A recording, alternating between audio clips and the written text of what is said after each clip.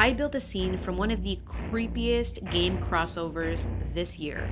Dead by Daylight has a new killer on the loose, and it's none other than Springtrap from Five Nights at Freddy's. Because apparently we weren't scared enough. So I made a tiny, terrifying tribute to the crossover of my nightmares. Let's get into the chaos.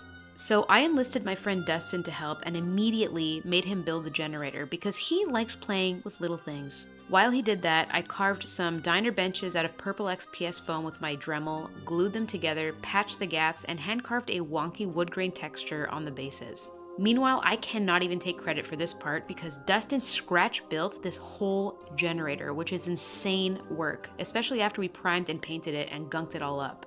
For the folding tables, I used a heat gun to bend styrene rods into legs, then painted and glued them all together. The pallets were made from popsicle sticks. We snapped them, scraped them, painted them filthy, and roped them up. The hook was a Franken project of balsa, styrene, greeblies, and a lovingly hand-carved hook that I fully intend to hang out on later. I made these tables by mixing 3D printed legs with balsa tops. Then I handmade this little security camera, and honestly, I love how this turned out, and I gave it a blood-stained security door to match the reference. For the stage, I used MDF, stuck on some beads, stained the floor, and made a backdrop that looks so adorable until you remember the murders.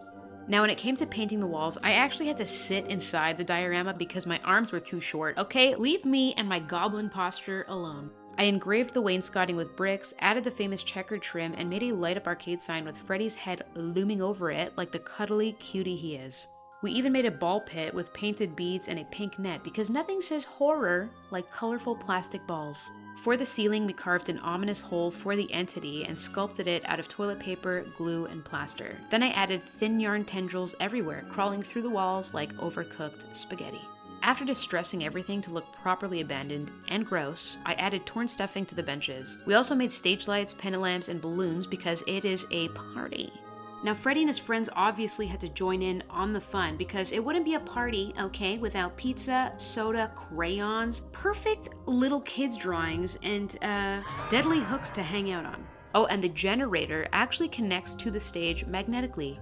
Flip a switch and pray it doesn't flip you back. Then came time to film it, with smoke and more lighting effects, because if it doesn't look cursed, okay, did I even build it?